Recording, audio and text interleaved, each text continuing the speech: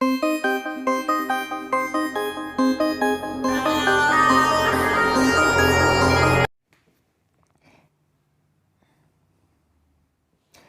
Dear student, कैसे हो आप सभी लोग। मैं हूं डियर एक्स दिविश पाल और आज की क्लास में आपका बहुत बहुत स्वागत है। हम लोग पढ़ रहे हैं ट्रांसपोर्ट इन प्लांट, यानी पौधों में परिवहन कैसे होता है।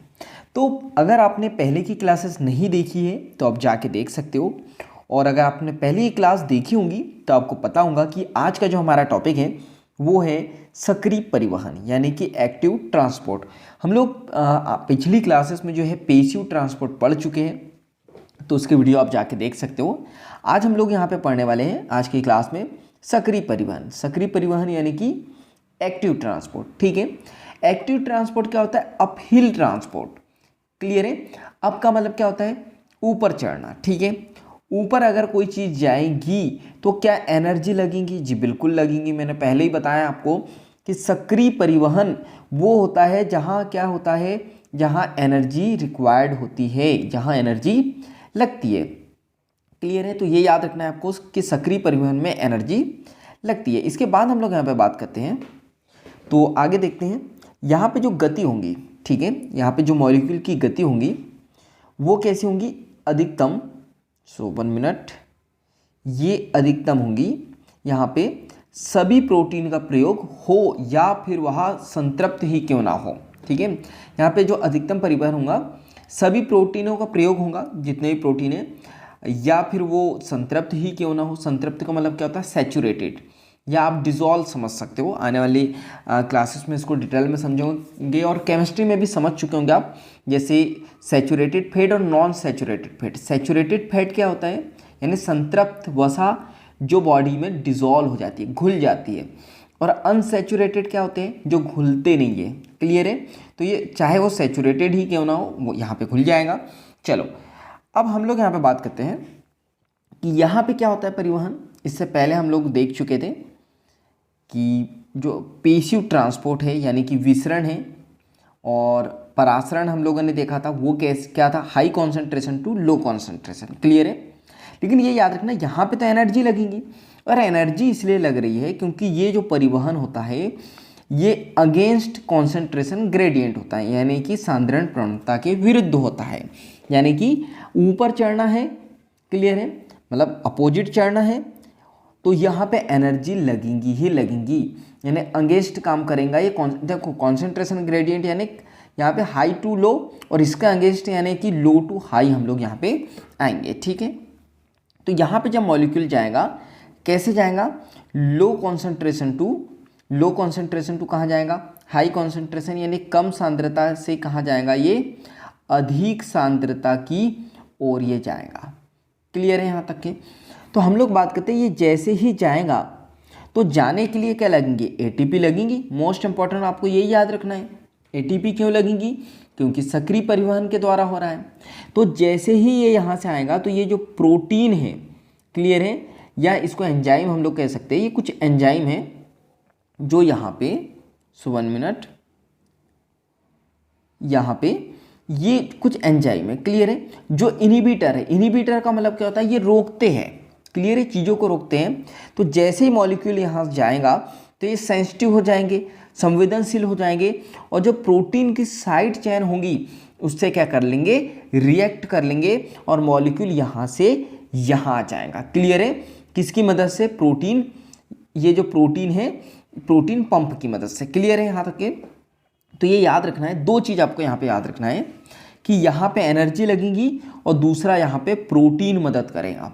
ये क्लियर है, विशिष्ट झिल्ली में प्रोटीन होते हैं, ये याद रखना। तो ये प्रोटॉन पंप जो है एक्टिव ट्रांसपोर्ट में भी होता है और पैसिव में भी, पिछली क्लास में भी हम लोगों ने पढ़ा था। चलो तो ये समझ में आ गया। इसके बाद हम लोग यहाँ पे बात करते हैं नेक्स्ट। तो नेक्स्ट हम लोग बात करें ऑस्मोसिस की, ठीक है। ऑस्मोसिस यानी कि हम लोग बात करते हैं परासरण, क्लियर है। परासरण यानी कि ऑस्मोसिस। तो चलो इसको देखते हैं हम लोग। देखो ऑस्मोसिस देखते हैं हम लोग। तो यहाँ ऑस्मोसिस की बात करते हैं, तो उससे पहले हम लोग यहाँ पे समझते हैं रसधानी, ठीक है। ये क्या है? रसधानी है, ठीक है। ये है हमारी वैक्यूल्स यानी कि रसधानी, और ये क्या है? कोशिका भित्ति, जो कैसी होती है, पारगम्य होती है। पारगम्य का मतलब क्या होता है, यहाँ से चीज़ों को ये जाने देती है। ये कोशिका झिल्ली है और मोस्ट इंपॉर्टेंट याद रखना है, ये कोशिका झिल्ली किसकी, कोशिका की। इसके बाद हम लोग बात करते हैं कि जो रिक्तिका की कोशिका झिल्ली होती है, ये वाली, इसको हम लोग क्या कहते हैं, टोनोप्लास्ट कहते हैं। और ये अणु की गति के को निर्धारित करती है। कौन कौन, कोशिका झिल्ली और टोनोप्लास्ट। क्लियर है। चलो अब सबसे इंपॉर्टेंट हम लोगों को ये समझना है कि परासरण के द्वारा जो है मूवमेंट यानी परिवहन कैसे होता है। तो चलो इसको देख लेते हैं। जो देखो यहाँ दो कंपार्टमेंट बनाए गए हैं। मॉलिक्यूल कहाँ जा रहा है, ए से बी की तरफ। क्लियर है, ए से बी की तरफ जा रहा है। तो हम लोग यहाँ पे बात करते हैं। देखो यहाँ पे चीज़ें बताई गई है। तो यहाँ पे जो है ना, देखो यहाँ पे कम जल है। क्लियर है, यहाँ पे कम जल है और यहाँ पे जैसे ही जाएगा तो ये अधिक जाएगा, क्योंकि हम लोग सक्रिय परिवहन देख रहे हैं और सक्रिय परिवहन कहाँ होता है, कम से ज़्यादा की तरफ। क्लियर है। तो याद रखना, लो कॉन्सेंट्रेशन टू किधर होगा, ये हाई कॉन्सेंट्रेशन। क्लियर है। तो हम लोग यहाँ पे बात करें, लेकिन एक चीज़ आपको समझनी है। यहाँ पे देखो, यहाँ पे ऑस्मोसिस हो गया, यानी जल का विसरण हो गया, स्वतः ही जल का विसरण हो जाएगा प्रेरित बल के द्वारा। यानी खुद से ही एक यहाँ पे जो बल लगेगा, जिसको परासरण दाब भी कहते हैं, प्रेरित बल लगेगा, स्वतः ही होगा और ये जल यहाँ पे विसरित हो जाएगा। इसी को हम लोग ऑस्मोसिस कहेंगे। क्लियर है। इसके बाद हम लोग यहाँ पे बात करते हैं। 1 मिनट देखो, तो यहाँ पे क्या होगा, ये ऑस्मोसिस की बात करें तो यहाँ पे दिशा एवं गति दाब प्रवणता एवं सांद्रण प्रवणता पे निर्भर करती है कि सांद्रण यानी कॉन्सेंट्रेशन ग्रेडियंट क्या होगा और यहाँ पे दाब प्रवणता क्या होगी। इसके बाद हम लोग यहाँ पे बात करते हैं। तो यहाँ पे सेमी परमेबल मेम्ब्रेन होती है, वर्णात्मक पारगम्य झिल्ली की आवश्यकता होती ही है। ठीक है। अभी सेमी परमेबल क्या होता है, देखो आपने चाय बनाई है, ये चाय का भगोना ले लो आप, यहाँ से जो है आग लगा दो, ये चाय बन रही है।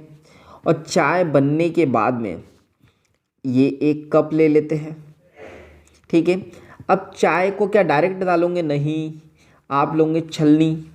तो छलनी में डालोगे चाय तो क्या होगा, चाय पत्ती नीचे आ जाएंगी, चाय ऊपर रह जाएंगी। ऐसा होगा क्या, नहीं, चाय नीचे आ जाएंगी, चाय पत्ती ऊपर रह जाएंगी। यानी कि अर्ध पारगम्य का मतलब क्या होता है, या वर्णात्मक पारगम्य यानी सेमी परमेबल, यानी कुछ चीज़ों को अंदर आने देंगे और कुछ चीज़ों को अंदर नहीं आने देते। क्लियर है। तो ये सेमी परमेबल मेम्ब्रेन, इसकी आवश्यकता होगी ही। इसके बाद हम लोग यहाँ पे बात करते हैं। देखो यहाँ पे देखो, अब इस कॉन्सेप्ट को अच्छे से समझ जाना। यहाँ पे क्या है, हाई केमिकल पोटेंशियल है, यानी उच्च रासायनिक विभव है, विभव सांद्रता। और इधर क्या है, निम्न रासायनिक विभव सांद्रता। अब इसको समझो, देखो ये एक गिलास है, ये एक गिलास है। ठीक है। इसमें शक्कर, ये पूरा, पहले की बात तो हम लोग पहले पूरा पानी भर देते हैं। ठीक है। ये भी एक गिलास, तो पानी भरे हम लोग इससे भरते हैं। देखो ये पानी है, नीले कलर का पानी है। तो ये मैंने पानी भर दिया। ठीक है, बहुत सारा पानी भर दिया। देखो आपको कुछ टैम्पो छैंपो आवाज़ आ रही होंगी, किसी की शादी हो रही होंगी, बेचारा कोई बर्बाद हो रहा होगा, कोई आबाद हो रहा होगा। ज़रूरी नहीं शादी के बाद बर्बादी होते हैं, कुछ लोग आबाद भी हो जाते हैं। तो वो साउंड पे ध्यान मत देना, पढ़ाई पे ध्यान देना। देखो दोनों में पानी भर दिया। अब यहाँ पे मैं क्या कर रहा हूँ, अब मैं यहाँ पे ये कुछ मॉलिक्यूल डाल दिए। किसके डाल दिए मैंने, ये शक्कर के दाने हैं, शुगर के दाने। ठीक है। इधर कम है ना, ये ए वाला है और ये बी वाला इधर है।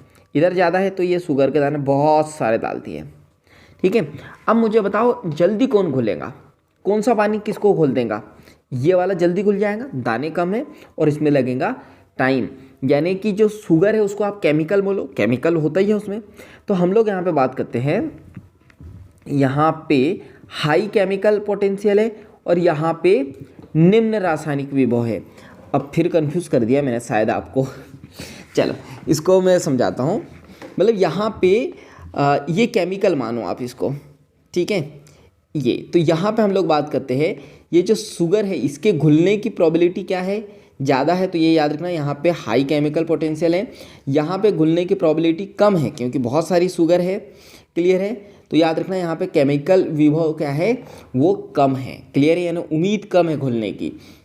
मतलब समझ में आ गया? नहीं आया होगा तो आप कमेंट्स बॉक्स में मुझे बताना कि यहाँ पे पानी कम है, इसका मतलब, अरे हाँ मैंने ये चीज़ तो बताई नहीं है आपको। चलो तो यहाँ पे हम लोग बात करते हैं, यहाँ पे पानी कम है यानी बहुत, ये मैंने बहुत ज़्यादा पानी ले लिया, यानी पानी बहुत कम है, शुगर बहुत ज़्यादा है, बहुत ज़्यादा शुगर ज़्यादा है, पानी कम है। तो अब समझ में आया, हाई केमिकल इधर रहेगा और इधर क्या है, शुगर के दाने जो है वो क्या है, वो कम है और पानी क्या है, ज़्यादा है। तो यहाँ पे शुगर के दाने कम है यानी कि निम्न रासायनिक विभव है। क्लियर है यहाँ तक है? चलो इसके बाद हम लोग बात करते हैं, लेकिन एक समय ऐसा आएगा जैसे ये ट्रांसफ़र होगा तो साम्य अवस्था आएंगी। अब ये साम्य अवस्था क्या होती है, इक्विलिब्रियम, यानी कि इधर भी बराबर रहेगा ए वाले में और बी वाले में भी क्या रहेगा, बराबर रहेगा। क्लियर है यहाँ तक के? चलो तो एनसीईआरटी माता ने आपसे कुछ सवाल पूछे तो उसका आंसर देना है। पहला क्वेश्चन, किस कक्ष के घोल, पेन दिक्कत देता है मुझे, चलो किस कक्ष के घोल में एक निम्नतर जल विभव है, निम्नतर जल विभव है। क्लियर है? किधर है, बी वाले में है। सो 1 मिनट, हाँ हम लोग बात करते हैं निम्नतर जल विभव। सो यहाँ तो बी लिखा है, पहले चेक कर ले क्या, शायद मुझे ऐसा लगता है जल विभव। ठीक है, तो जल विभव की बात करते हैं, किधर, निम्नतर, वैसे इधर है ए वाले में, मुझे ऐसा लगता है कि ए आना चाहिए आंसर। यहाँ बी लिखा है, आंसर ए आना चाहिए वैसे, क्योंकि निम्नतर जल विभव इधर ही है। अब बाकी आप एनसीईआरटी में एक बार देख लेना, हालांकि एनसीईआरटी ने आंसर नहीं दिया होगा, एक बार मुझे आप कमेंट्स बॉक्स में बताना कि मैं सही हूँ या आप सही हो। किस कक्ष के घोल में निम्नतर विलय विभव है, निम्नतर विलय विभव, निम्नतर विलय विभव वैसे यहाँ पे दिया है नहीं किसकी, अच्छा ये लिखा है, सुनो सुनो सुनो सुनो, ये दिया है। ठीक है, विलय विभव, ये देखो दिखा नहीं, अब दिखेगा, ये विलय विभव। तो विलय विभव इधर कम है तो ये ए आ जाएगा, और यहाँ क्या बोला था, जल विभव बी में ज़्यादा है, नहीं ए में ज़्यादा है। चलो इसके बाद हम लोग बात करते हैं परासरण किस दिशा से, ये तो बताने की जरूरत ही नहीं, किस दिशा से, किस दिशा में होगा, ए से बी। किस विलयन का उच्च विलय विभव होगा, विलय विभव यानी घुलने की प्रोबेबिलिटी, तो इसका आंसर है बी। क्लियर है, ये दिया हुआ है। इसके बाद हम लोग यहाँ पे बात करते हैं साम्यता के समय किस कक्ष में जल विभव निम्नतर होगा, तो ए और बी, वो बोला था ना साम्य अवस्था यानी बराबर दोनों। यदि एक कक्ष में साई का मान 200 किलो पास्कल और दूसरे में -1000 किलो पास्कल है तो किस कक्ष में उच्चतर होगा, किस कक्ष में उच्चतर साई होगा, -1000 किलो पास। 2000 में से 1000 जाएगा, कितना बचेगा, 2000 में से 1000 जाएगा, कितना बचेगा, 1000। क्लियर है, तो ये आंसर आ जाएगा। क्लियर है यहाँ तक के? इसके बाद हम लोग यहाँ पे बात करते हैं, तो चलो इसको देख लेते हैं हम लोग कंपैरिजन को। तो देखो विभिन्न परिवहन विधियों की तुलना, यानी comparison of different transport process. तो कुछ गुण दिए हैं, साधारण विसरण, सुसाध्य यानी फैसिलिटेड और सक्रिय में। देखो रिक्वायर्ड स्पेशल मेम्ब्रेन प्रोटीन, इसको जरूरत नहीं होगी, इसको होंगी। हाईली सिलेक्टिव, मतलब चीज़ों को सेलेक्ट करेंगी, किसको अंदर जाने देना है, किसको अंदर नहीं जाने देना है। साधारण में कोई दिक्कत ही नहीं है, सबको मैंने एग्जांपल दिया था रूम और परफ्यूम वाला, किसी को नहीं रोकती है। हाँ ये रोकती है, फैसिलिटेड और सक्रिय। ट्रांसपोर्ट सेचुरेट्स की बात करें, यानी वो ट्रांसपोर्ट यानी कि किसको घुलनशील होता है, कौन से किसको, मतलब सेचुरेट का मतलब क्या होता है, संतृप्त। क्लियर है, कि पदार्थ घोलता है फिर ये जाता है, इसका परिवहन होता है। तो 100 मिनट देखो टंग स्लिप हो जाती है, हंसा मत करो तुम लोग। चलो तो ट्रांसपोर्ट सेचुरेट्स की बात करें तो यहाँ पे नहीं, इसको हिंदी में देख लेना, क्या एनसीईआरटी में देख लेना। यस यस, अपहिल ट्रांसपोर्ट कौन सा होता है, ये नहीं होता है, ये भी नहीं होता है, ये होता है। यहाँ पे एनर्जी लगती है। रिक्वायर्ड एनर्जी यहाँ बिल्कुल नहीं होती है, यहाँ नहीं होती है, यहाँ होती है। कहाँ पे होती है, सक्रिय परिवहन में। रिस्पॉन्स टू इनिबिटर, रिस्पॉन्स ये नहीं करता है, इसको जरूरत भी नहीं है, ये करता है, ये भी करता है। क्लियर है यहाँ तक के? चलो इनिबिटर यानी कि निरोधक, जो चीज़ों को रोकता है।